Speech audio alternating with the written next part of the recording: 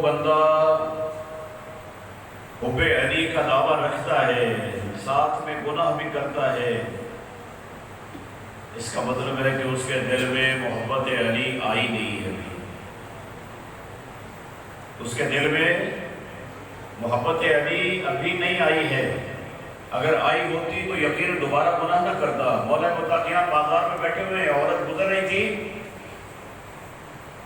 آپ نے اپنی نگاہیں نیچی کر لی، ظاہر ہے بازار کے دیکھنے والے دیکھ ہی رہے ہیں، تو امیر المومنین فرماتے ہیں جب تو کسی اس طرح سے گزرتی عورت، آپ نے صحابی سے فرماتے ہیں کہ جب تو کسی ایسے گزرتے ہوئے عورت کو دیکھے تو سمجھ لیا کر کہ تیری بیوی بھی انہی عورتوں کی طرح کی ہے۔ یہ تو کسی اور کی عورت کو دیکھ رہا ہے نا، سمجھ لے کہ تیری بیوی یا تیرے گھر کے محرم وہ بھی انہی کی طرح ہے، یعنی صرف نسوانیت سے ہے، خواتین کی صنف سے ہے۔ تو کہا کہ ان کو دیکھنے والا جو غیر کی عورت کو سمجھ کے دیکھ رہا ہے، سمجھ لے کہ تیرے ہاں میں بھی خواتین موجود ہے۔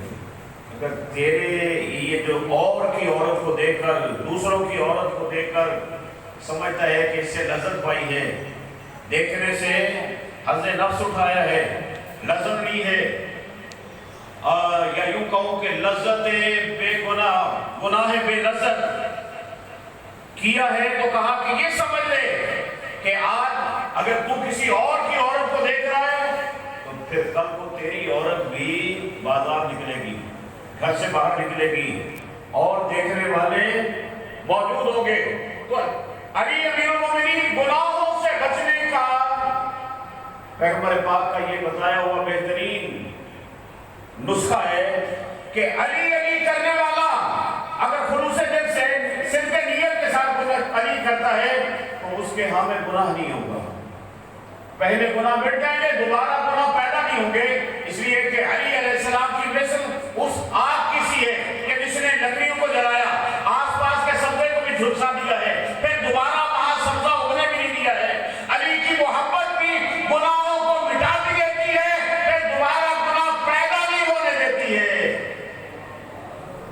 یہ محبت علی کا تشبیہ دینے کا مقصد یہی ہے کہ سمجھو جو بندہ رات کو علی علی کرے اور صبح اٹھتے ہی شیو کروا رہا ہے،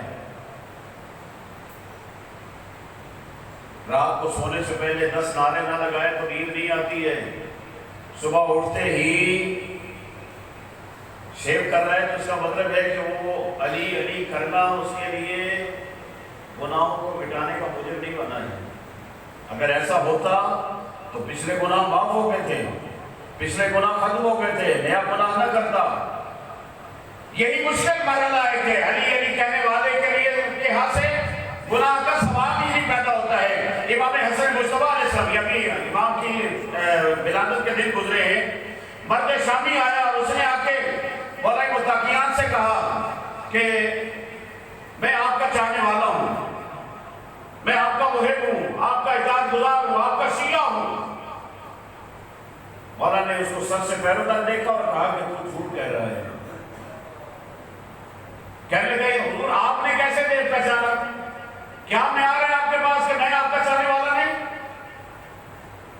فرمایا تو یہاں کا رہنے والا ہی نہیں ہے، چاہنے والا تو اور ہے، تو یہاں کا رہنے والا ہی نہیں ہے، تو شام سے آیا ہے، فقیر شام نے تجھے بھیجا ہے، جن سوالوں کے جواب نہیں آتے تھے ان کے جواب لینے کے لیے آیا ہے، اور اگر کہے تو یہ میرا بیٹا حسن تیرے سوال بھی بتائے، سوالوں کا جواب بھی کہنے لگے جی بتائیے کیا میرے سوال کیا ہیں؟ میرے سوال کیا ہے؟ ایسے ہی سوال امام جعفر صادق علیہ السلام سے بانی مدینہ نے ایک مرتبہ پوچھا تھے، اللہم صلی اللہ علیہ وسلم، اور امام نے فرمایا کہ میں بتاؤں کہ تم کیا پوچھنا چاہتا ہے؟ اس نے کہا حضور کیسے آپ بتائیں گے، آپ کو کیسے پتہ کہ میرے دل میں کیا بات ہے، میں کیا سوچ کے آیا ہوں، کیا سوال کرنا چاہ رہا ہوں؟ امام نے فرمایا کہ اللہ نے فرمایا کہ جو اللہ کے نیک بندے ہیں وہ ان چیزوں کو جان لیتے ہیں، اور حدیث رسول کریم صلی اللہ علیہ وآلہ وسلم بھی ہے کہ مومن بندہ اللہ کے نور سے پوشیدہ چیزوں کو بھی جان لیتا ہے۔ اللہ نے جو ایمان عطا کیا ہوتا ہے اس ایمان کی طاقت و قوت سے بندہ دوسرے کے اندر کی بات کو بھی جان لیتا ہے۔ ینظروا بنور اللہ، کہا کہ مومن بندہ اللہ کے نور سے دیکھتا ہے۔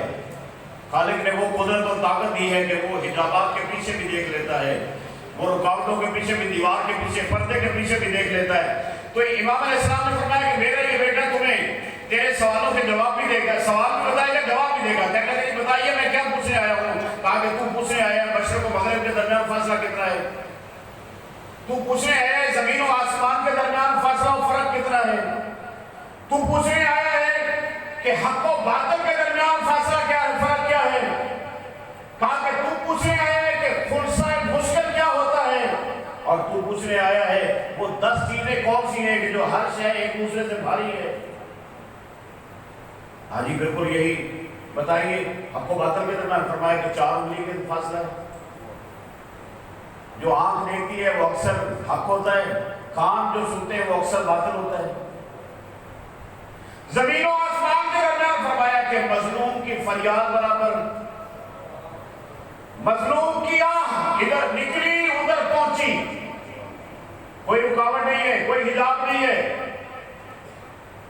تو کہا کہ مشرق و مغرب، فرمایا کہ سورج کے نکل کر غروب ہونے تک کا یہ ایک دن کے سورج کی مسافت برابر مشرق و مغرب کا فاصلہ ہے۔ صبح سورج مشرق سے طلوع کرتا ہے، مغرب میں غروب کرتا ہے، یہ جتنا فاصلہ ہے یہی